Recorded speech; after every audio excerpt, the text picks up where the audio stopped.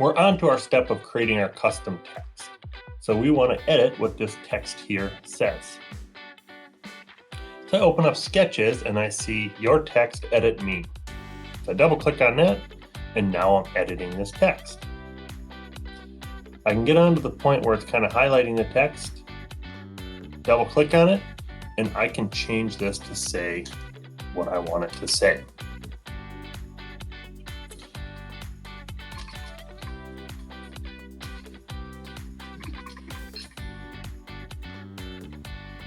So what I'm going to put mine as is Goose Chase Weekend.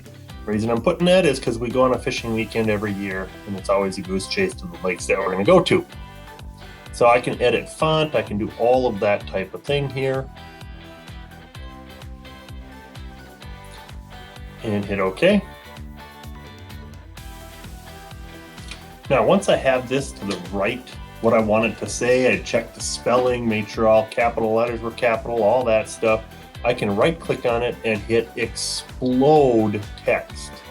This is a different feature. So what this is right now, this is all editable. Once I do this, it's going to not be editable anymore. So I'm going to hit explode text. And you can see what it did was it turned that text into the outlines. So it turned it into the splines and the outlines here. So if you have a scripty text, a type of script text where this is kind of in script, that's where you can edit and change and trim and all that type of stuff. So right here, for example, I got these couple lines that are crossing. I should be able to come and trim those up.